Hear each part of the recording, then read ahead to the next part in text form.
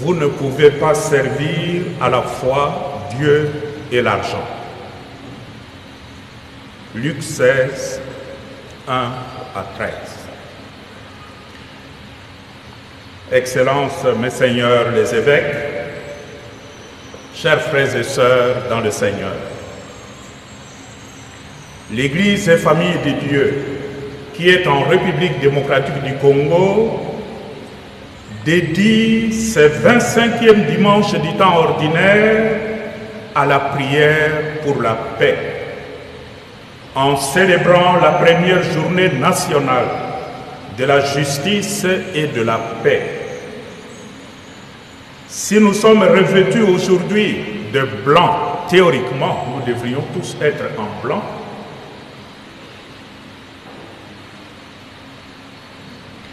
C'est pour signifier notre espérance de voir la paix fleurir dans notre pays très meurtri. Je salue avec gratitude chacun et chacune de vous venus prier pour la paix et manifester votre engagement en faveur de la justice. Je salue également ceux et celles qui nous suivent par le média, unis à nous dans la prière. En effet, la justice et la paix sont inséparables. Comme le chante le psalmiste, justice et paix s'embrassent. Psaume 84, verset 11. Justice et paix constituent le fondement de la cohésion sociale et le moteur d'un développement durable. Or, marqué depuis des décennies par des guerres et par des conflits, surtout dans le nord et le sud Kivu, dans l'Ituri et plus proche de nous, ici à Kwamut, et un peu partout à travers le pays, notre pays, la République démocratique du Congo, a un urgent besoin de retrouver ses piliers. La célébration eucharistique de ce jour se veut aussi et surtout une expression de notre solidarité envers toutes les populations qui se trouvent dans des zones de conflit, d'occupation et de détresse et qui ne savent plus vers quel saint se tourner. Mes chers diocésaines et diocésains, chaque 21 septembre, l'Organisation des Nations Unies invite le monde entier à marquer une pause et à faire le bilan en matière de justice et de paix. Cette année, pour la première fois, la Conférence épiscopale nationale du Congo, à travers sa commission Justice et Paix, a institué une journée nationale Justice et Paix pour la mobilisation spirituelle et citoyenne de notre peuple. Le thème choisi pour cette année est clair. Agissons maintenant pour l'avènement d'un monde pacifique. Ce thème n'est pas une simple devise, c'est davantage un cri, un appel pressant à nous lever ensemble au-delà de nos divisions pour construire une paix durable fondée sur la justice, la solidarité, l'accès équitable à l'éducation ainsi qu'aux soins de santé, fondés sur le respect de la dignité de chaque Congolais et Congolaise. À ce moment précis, nous sommes en communion avec nos frères et sœurs de tous les 48 diocèses de notre pays qui célèbrent cette journée. Durant la semaine dernière, différentes activités ont été organisées pour sensibiliser sur l'impératif de la bonne gouvernance, sur la nécessité de la participation citoyenne et sur les initiatives pour la paix, notamment les accords de Washington et de Doha, ainsi que le pacte social pour la paix et le bien vivre ensemble en RD Congo et dans la région des Grands Lacs. L'Eucharistie, célébrée dans chaque diocèse en ce jour, est donc un signe manifeste de l'unité et de la solidarité pour notre peuple qui partage la même aspiration pour la paix et le bien vivre ensemble. Frères et sœurs dans le Seigneur, la parole de Dieu de ce dimanche nous indique la foi à suivre pour construire la justice, la paix et le bien vivre ensemble harmonieux. Dans la première lecture, tirée du livre du prophète Amos, l'homme de Dieu dénonce les injustices perpétrées par les dirigeants de son époque. Prophète de la justice sociale, Amos dénonce de manière frontale les inégalités grandissantes dans un contexte pourtant de croissance économique. Son interpellation est sans équivoque et d'actualité brûlante. Amos écrit: écoutez ceci, vous qui écrasez les malheureux pour anéantir les humbles du pays, car vous dites, nous pourrons acheter le faible pour un peu d'argent, le malheureux pour une paire de sandales. Amos 8, 4 et 7. L'ivresse de la puissance aveugle et bouche les oreilles. Le prophète Amos emploie ici deux verbes expressifs, écraser et anéantir, pour signifier que l'exploitation du peuple se faisait avec une grande violence systémique entraînant l'érosion des fondements de la justice sociale. Cette interpellation du prophète Amos résonne aujourd'hui avec une force saisissante, en particulier dans le contexte morose de notre pays, la République démocratique du Congo. Ici, combien de pauvres ne sont-ils pas sacrifiés sur l'autel des ambitions politiques ou économiques de puissants? Combien d'orphelins, combien de déplacés et de familles ne sont-ils pas brisés, écrasés par la guerre dont la cause principale est essentiellement économique? Oui, acheter le faible pour un peu d'argent, c'est encore une pratique de notre temps. Même beaucoup de ceux qui sont censés représenter le peuple et qui prétendent parler au nom du peuple se demandent chaque fois à quand la rentrée institutionnelle pour augmenter nos salaires, pour négocier de nouveaux véhicules et avantages, pour truquer le jeu afin de nous maintenir au pouvoir. Ainsi, le peuple est vraiment abandonné à son triste sort et complètement anéanti. Dans la deuxième lecture, tirée de la première épître de Saint Paul à Timothée, l'apôtre recommande de prier pour tout le monde. Prier aussi pour les autorités du pays.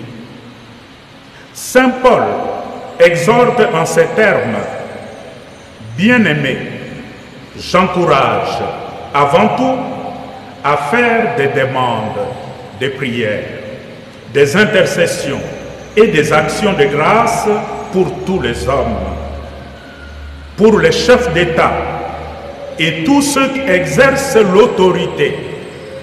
1 Timothée 2, 1 à 2. Tout en dénonçant les injustices, nous devons aussi intercéder afin que ceux qui détiennent l'autorité se laissent guider par la lumière de Dieu.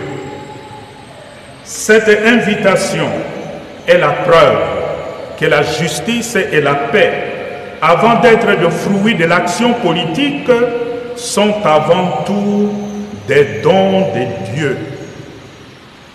Il n'aura jamais de justice dans notre pays. Il n'aura jamais de justice autour de nous si la justice n'est pas d'abord dans nos cœurs. Voilà pourquoi la paix et la dignité humaine constituent pour Saint Paul des finalités intrinsèques de l'exercice du pouvoir. Il n'y a pas d'exercice du pouvoir qui puisse porter de fruits, mais de fruits profitables à l'ensemble de la communauté si dans nos cœurs, si dans le cœur des dirigeants, il n'y a pas le souci de la paix, de la justice et de la dignité de tout être humain. Dans l'Évangile, selon Saint Luc, Jésus raconte le récit d'un gérant rusé, malhonnête, mais habile, qui anticipe son renvoi. Il savait que d'ici peu, il va perdre son travail. Il va perdre tous les avantages qu'il a aujourd'hui. Mais ce gérant rusé va utiliser l'argent frauduleusement acquis pour se faire des amis, pour prévoir le jour quand il va perdre son poste, que les amis à qui il a donné de faveurs puissent penser à lui.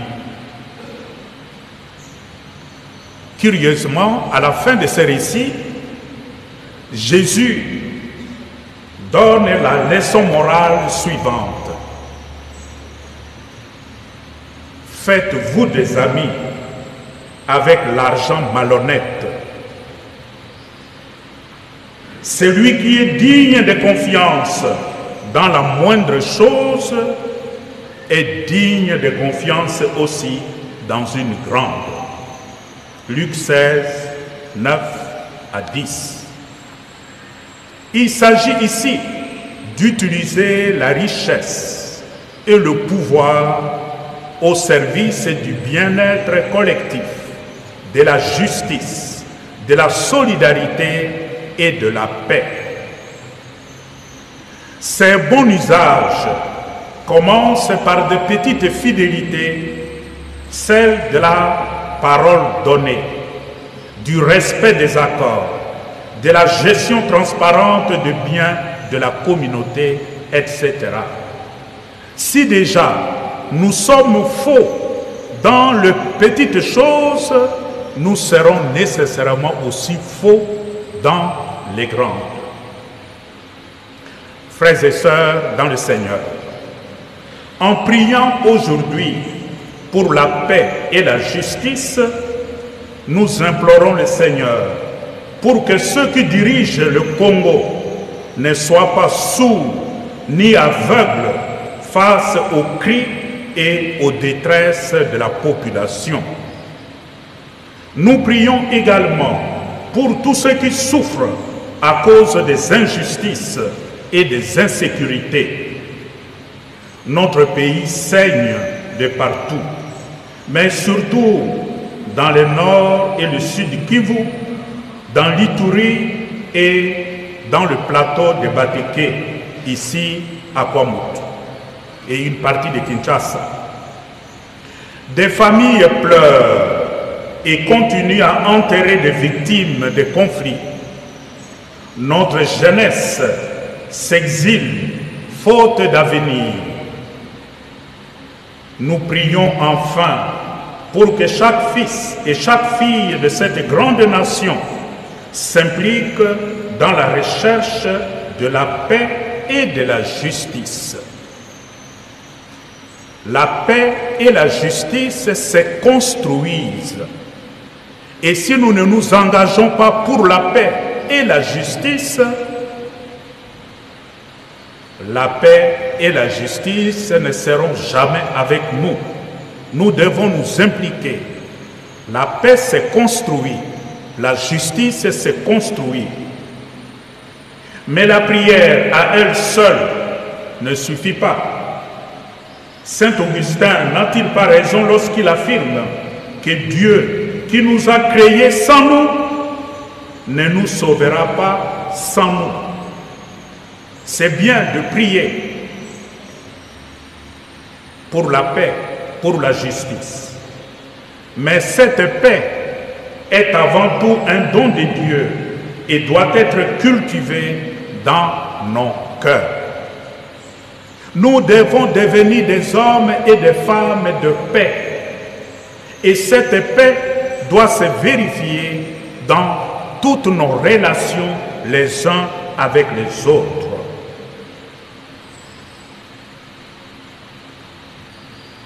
Pour qu'elle règne dans notre pays, la paix doit d'abord grandir dans nos cœurs, dans nos relations. Un artisan de paix construit cette paix avant tout dans son cœur, par la conversion, par l'amour du prochain, ainsi que la passion pour la justice et pour la vérité.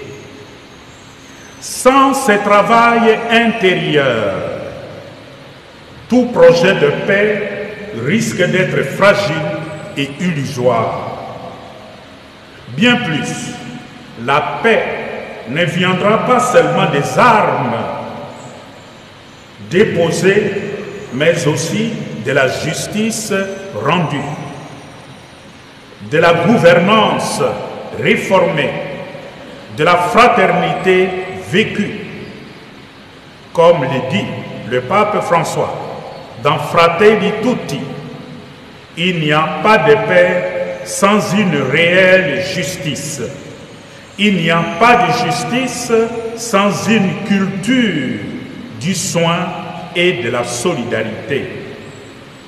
Il s'agit pour chacun et chacune de nous de prendre la décision de refuser la corruption et son cortège d'antivaleurs qui gangrène nos institutions et qui est à l'origine de beaucoup d'insécurité intérieure. Frères et sœurs dans le Seigneur, l'un des défis majeurs de notre pays est l'absence de confiance à cause des calculs personnels trop égoïstes. Ainsi, les accords signés restent souvent lettres mortes parce qu'ils manquent notamment d'adhésion populaire. Or, la paix ne se construit pas seulement par le haut, mais également et surtout par l'engagement de tous. C'est dans cette dynamique que le pacte social dont parlent nos évêques, la SENCO et l'Église protestante est une voie pour refonder la République démocratique du Congo sur des bases solides. En particulier, le partage équitable des richesses, le respect des droits humains, le vivre ensemble harmonieux entre communautés, ethnies, la transparence dans la gestion publique. Dire oui à ces projets de pacte social, c'est dire non à l'injustice, à la division, à l'impunité. Dire oui à ces projets de pacte social, c'est s'engager pour une paix qui ne soit pas une simple trêve de combat, mais une réconciliation durable. Que le Seigneur, Prince de la paix, bénisse notre pays, qu'il console les victimes de guerre et de la barbarie humaine, qu'il éclaire nos dirigeants et qu'il fasse de chacun de nous un artisan de justice et de paix, en commençant dans nos familles, dans nos CVB, dans nos communautés religieuses et nos différents mouvements d'action catholique. Agissons donc maintenant pour qu'advienne un Congo pacifié et pacifique où il fera bon vivre, où les fils et filles de cette nation sauront se regarder dans les yeux avec un cœur apaisé. Amen.